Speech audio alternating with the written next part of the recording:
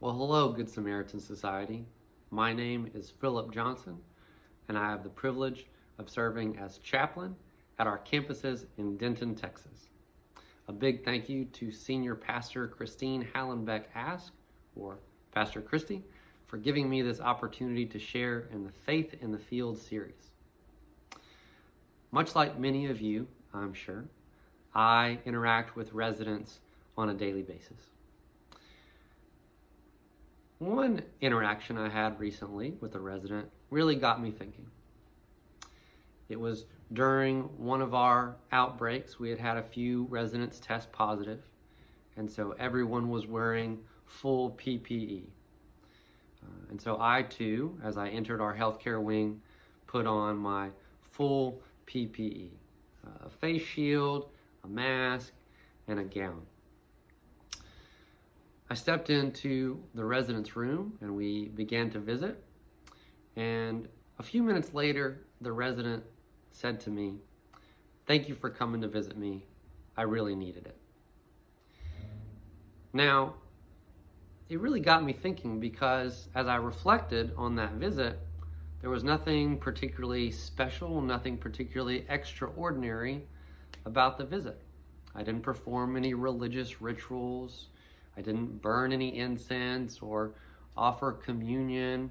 I'm not even sure that the resident invited me to pray. And so it really got me thinking because of the statement, "Thank you so much for coming to visit with me. I really needed it." Coincidentally, that same week in our Bible studies, we were looking at a passage from 2 Kings. In chapter 5, we are introduced to a man named Naaman. Naaman is a Syrian general, a pretty high-profile individual who has experienced a lot of success in his role. But he suffers from leprosy.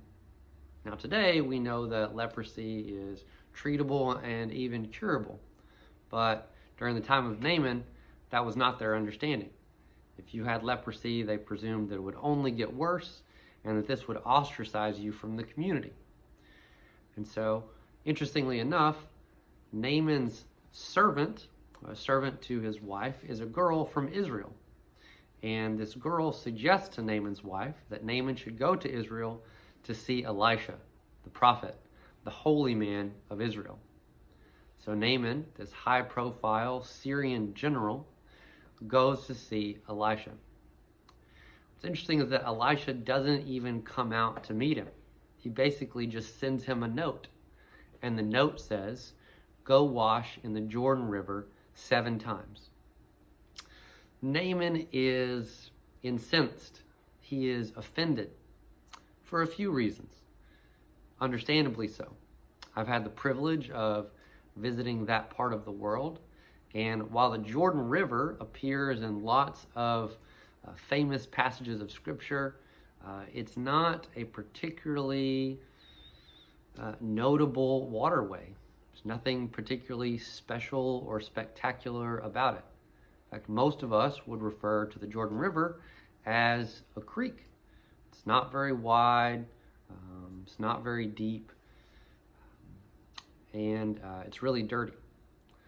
And Naaman even says, "Are not the waters of my homeland better than the Jordan River?" So initially he is offended and incensed and reluctant to go through with this task that Elisha has given him. He's also offended and frustrated that Elisha didn't come out, do some kind of religious ritual, call on the name of his God, and heal Naaman of his leprosy right then and there.